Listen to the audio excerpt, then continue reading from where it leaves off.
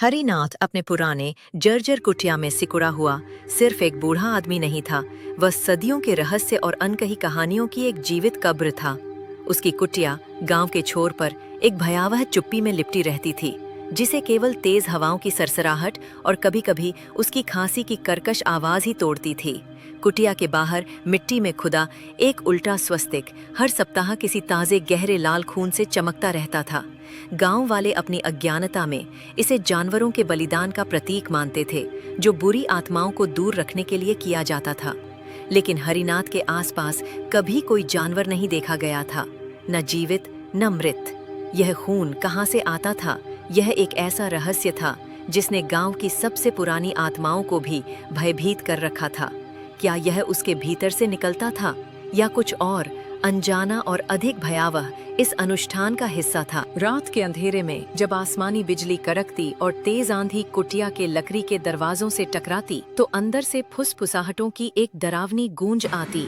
ये कोई एक आवाज नहीं थी, बल्कि कई स्वर एक साथ उलझते थे, जैसे किसी प्राचीन दरबार में बहस चल रही हो या आत्माओं का एक समूह अपने पुराने पापों पर झगड़ रहा हो। कुछ आवाजें गहरी और मर्दाना थीं, कुछ पतली और चीखती हुई, और कुछ इतनी सूक्ष्म कि वे केवल कानों में नहीं बल्कि सीधे आत्मा में गूंजती थीं। और इन सब के ऊपर एक ही आवाज बार बार उठती, एक ठंडी प्रतिध्वनित करने वाली फुसफुसाहट जो हड्डियों तक को कंपा देती। मैं अब भी देख रही हूँ, मैं अब भी देख रही हूँ। यह आवाज एक स्त्री की लग रही थी। उसमें एक ऐसी शाश्वतता थी जो समय और स्थान से परे थी, जैसे वह सदियों से देख रही हो और अनंत काल तक देखती रहेगी। हरिनाथ अपनी चारपाई पर लेटा हुआ, आंखें खुली, उन आवाजों को सुनता रहता, जैसे वे उसकी अपनी आत्मा का विस्तार हों। उसके चेहरे पर कोई डर नहीं था, केवल एक गहरी अथाह थकान, जैसे वह इन आवाजों का एक मूक संरक्षक बन गया हो।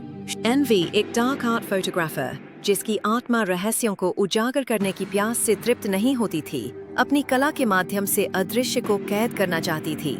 उसकी तस्वीरें केवल छवियों का संग्रह नहीं थीं, बल्कि वे अव्यक्त भय, छिपे हुए दर्द और मानव आत्मा की गहराई को दर्शाती थीं। उसे लगा था कि वह सिर्फ दुनिया के अंधेरे कोनों को अपनी कला में ढाल रही है, लेकिन उसे नहीं पता था कि वह खुद एक रहस्य बनने जा रही है।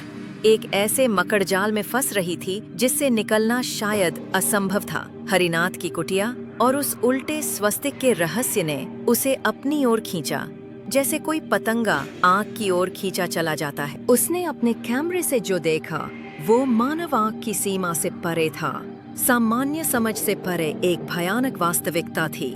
कैमरे के लेंस में केवल तस्वीरें ही नहीं थीं, बल्कि हर तस्वीर में एक और परछाई थी, एक धुंधली अस्पष्ट आकृति जो धीरे धीरे आकार ले रही थी। यह परछाई हर अगली तस्वीर के साथ अन्वी की अपनी शक्ल में बदलती जा रही थी। उसकी आंखों का रंग, उसके बालों की लटें, उसके चेहरे की बनावट, ये सिर्फ एक संयोग नहीं था, ये एक भयानक रूपांतरण था, एक धीरे धीरे होने वाला आत्मसात।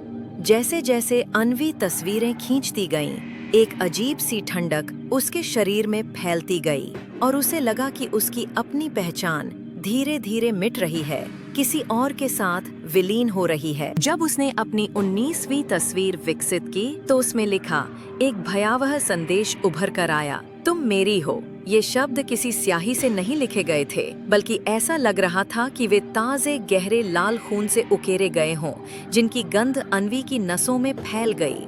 वह चीखना चाहती थी, लेकिन उसके गले से कोई आवाज नहीं निकली। उसकी उंगलियां कांप रही थीं, लेकिन तस्वीर को छोड़ने की हिम्मत नहीं थी। सबसे ज्यादा भयावह बात यह थी कि अगली सुबह जब वह नींद से जागी तो उसके बाएं हाथ पर वही शब्द तुम मेरी हो त्वचा में गहरे जलते हुए पाए गए। वे केवल शब्द नहीं थे, बल्कि एक ब्रांडिंग थी, एक अमिट निशान जो उसकी आत्मा पर भी खुदा हुआ महसूस हुआ। निशान की गर्मी ने उसे पूरी तरह से घेर लिया और उसने महसूस किया कि वह अब सिर्फ अपनी नहीं रही, बल्कि किसी अदृश्य शक्ति के चंगुल में फंस चुकी थी। अपने हाथ पर जलते हुए निशान और कैमरे की भयानक छवियों से त्रस्त अन्वी ने उत्तर की तलाश में खुद को प्राचीन ग्रंथों और भुलाई गई कहानियों के ढेर में डुबो दिया। उसे एक दूर दराज के दूर भरे तांत्रिक लोक कथाओं के पुस्तकालय में कुछ प्राचीन दस्तावेज मिले, जिनकी पत्तियां समय और उपेक्षा के कारण भूरी और भंगुर हो गई थीं। इन ग्रंथों में एक कथा छिपी थी, नीले चंद्रमा की पुजारी।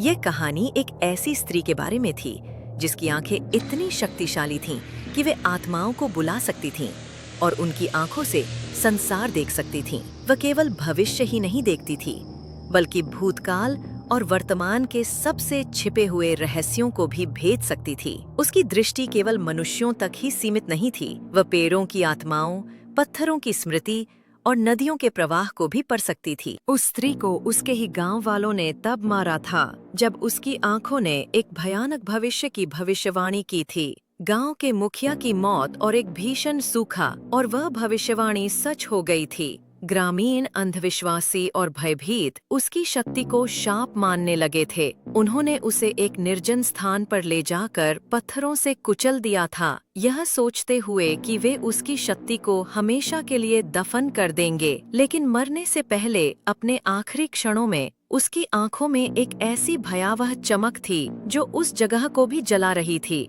उसने एक भयानक शपथ ली थी जो हवा में गूंजती हुई सदियों तक जीवित रही। मेरी आंख कभी मरती नहीं, यह हमेशा देखती रहेगी, और जो इसे छुएगा वह मुझसे बंध जाएगा, मेरा दास बन जाएगा। उसकी आंखें जैसे कि वे उसके शरीर का नहीं बल्कि एक अलग जीवित इकाई का हिस्सा हों, मरने के बाद भी चमकती रहीं, और फिर अचानक एक तेज नीली रोशनी के साथ वे टूट गईं, कांच के हजारों टुकड़ों में बिखर गईं। अन्वी ने महसूस किया कि यह वही आंख थी, या उसके टुकड़े जो हरिनाथ के पास थे। उसके हाथ पर जलता हुआ निशान अब और भी तीव्र हो गया था, जैसे उस प्राचीन पुजारी की आत्मा उसके भीतर प्रवेश कर रही हो। पुस्तकालय से मिले संकेतों के आधार पर अन्वी उस प्राचीन खंडहर की ओर बढ़ी, जो केवल एक परित्यक्त मंदिर नहीं था बल्कि एक भयावह बलिदान स्थल था, जहां सदियों पहले नीले चंद्रमा की पूजा की जाती थी। ये वह स्थान था जहां अनगिनत आत्माओं को शक्ति प्राप्त करने के लिए बलिदान किया गया था, और उनकी चीखें अभी भी हवा में गूंजती थीं। जैसे ही अन्वी ने खंडहर के विशाल टूटे हुए मेहराबों से कदम रखा, धरती के अंदर से एक गहरी धीमी आवाज आई, जैसे कोई विशालकाय जीव सांस ले रहा हो। एक धीमी तालबद्ध धड़कन जो सीधे उसके दिल में गूंजने लगी। हवा भारी थी और उसमें खून और पुराने अनुष्ठानों की गंध घुली हुई थी। उसने अपने हाथों में कांच की आंख को कसकर पकड़ा हुआ था। उसकी हथेली में एक अजीब सी गर्मी महसूस हो रही थी।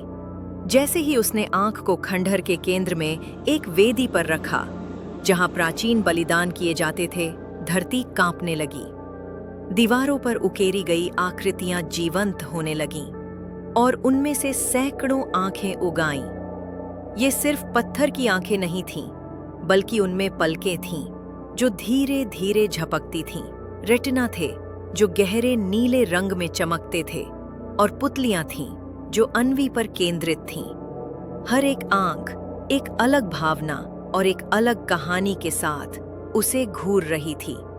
ये केवल एक भयावह दृश्य नहीं था, ये एक हमला था, आत्मा पर एक सीधा प्रहार। उन सभी आंखों से एक साथ एक ही आवाज निकली, जो सैकड़ों आवाजों का एक भयानक कोरस था। अब तुम हमारी हो। ये कोई एक आवाज नहीं थी, ये सैकड़ों आत्माओं का मिलन था, उन सभी का जो उस आंख से बंधे हुए थे, और अब वे सब एक साथ अन्वी के भीतर गूंज रही थीं। हर आवाज उसके शरीर के हर अंग में कंपन पैदा कर रही थी, उसकी आत्मा के सबसे गहरे कोनों तक पहुंच रही थी। अन्वी की अपनी आवाज उसके गले में फंस गई और उसका शरीर कांपने लगा, जैसे कि वह अब अपनी नहीं बल्कि उन असंख्य आंखों का एक नया पात्र बन गई। अब हरिनाथ की कुटिया से अजीब आवाजें आती है। वह अपने आप से बातें करता है, लेकिन जब गांव वाले उत्सुकतावश पास से गुजरते हैं तो हरिनाथ की आवाज दोहरी हो जाती है, जैसे कोई और उसके साथ बोल रहा हो। एक गहरी फटी हुई आवाज हरिनाथ की होती है और दूसरी एक ठंडी स्त्री की आवाज होती है जो उसकी बातों को दोहराती है या उसमें अपने विचार जोड़ती है। कभी कभी वह स्त्री की आवाज उस पर हावी हो जाती है और हरिनाथ पूरी तरह से चुप हो जाता है। जैसे कि वह केवल एक कठपुतली हो। उसकी आंखें अक्सर नीली चमकती हैं और उसका शरीर कभी-कभी एक अप्राकृतिक तरीके से ऐंठता है, जैसे कि उसके भीतर कोई और आत्मा अपनी पकड़ मजबूत कर रही। और अन्वी, वो अब कभी-कभी आईने में दिखती है, लेकिन वो अब पहले वाली अन्वी नहीं है। उसकी आंखों में एक गहरी नीली चमक है और उसके होंठों पर एक अजीब सी रहस्यमय मुस्कान है। सबसे भयावह बात यह है कि कभी-कभी उसकी परछाई आईने से बाहर निकल आती है और खुद को दीवारों पर रेंगते हुए दिखाती है। यह परछाई अन्वी के शरीर से अलग होकर स्वतंत्र रूप से चलती है। कभी-कभी उससे आगे चलती है, कभी-कभी उसे पीछे छोड़ देती है, जैसे कि उसका अपना एक अलग अस्तित्व हो। गांव के बच्चों के सपनों में वो औरत अन्वी उन्हें आंखों से जुड़ी पहेलियां पूछती है। कितनी आंखें देखती हैं जब कोई नहीं होता, या किस आंख से तुम अपने भविष्य को देखोगे? अगर बच्चा जवाब न दे तो अगले दिन उसकी एक आंख खोखली हो जाती है, जैसे कोई अदृश्य चाकू उसकी पुतली को बाहर निकाल गया हो। उसकी आंख की जगह केवल एक गहरा काला छेद रह जाता है और बच्चा जीवन भर के लिए उस दुस्वप्न से जुड़ा रहता है। गांव में धीरे धीरे एक अजीबोगरीब महामारी फैलने लगती है। बच्चों की आंखें रहस्यमय तरीके से गायब होने लगती हैं और कोई डॉक्टर या वैद्य इसका इलाज नहीं ढूंढ पाता। जिस बच्चे ने खेत में वो भयानक चमकती हुई आंख उठाई थी, उसका नाम गौरव था। वह एक जिज्ञासु बच्चा था जो अक्सर अकेले खेलता रहता था। उसकी माँ को लगा कि वह केवल बीमार है, एक सामान्य बुखार या कोई मौसमी बीमारी। लेकिन रात को वह देखा करती थी कि गौरव घंटों तक आईने के सामने खड़ा रहता है, अपनी परछाई से बातें करता है या कभी-कभी सिर्फ अपनी आंखों को घूरता रहता है। उसकी आंखों में एक अजीब सी अप्राकृतिक चमक आने लगी थी। माँ को उसकी चाल में भी एक सूक्ष्म परिवर्तन महसूस हुआ। वो धीरे धीरे अधिक शांत और रहस्यमय होता जा रहा था।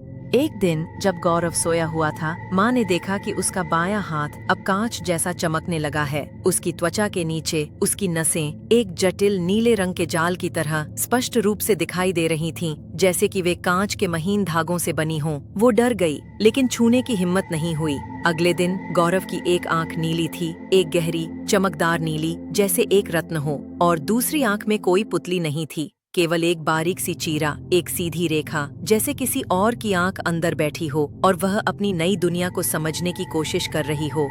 माँ ने उसे डरते हुए उठाया और पूछा कि यह सब क्या है। गौरव ने अपनी माँ की ओर देखा। उसकी नीली आंख में एक अजीब सी गहराई थी और उसका चेहरा बिल्कुल भावहीन था। उसकी आवाज, जो पहले बच्चों जैसी थी, अब एक ठंडी प्रतिध्वनित करने वाली फुसफुसाहट में बदल गई थी, जो सीधे माँ की आत्मा में गूंज गई। माँ, अब मुझे सब दिखता है जो तुम्हें नहीं दिखता। मुझे वो सब दिखता है जो दीवारों के पीछे है, जो आसमान में छिपा है और जो लोगों के दिलों के अंधेरे कोनों में दबा है। मुझे वो सब दिखता है जो तुम कभी नहीं देख पाओगी। गौरव का शरीर धीरे धीरे कांच में बदलना शुरू हो गया।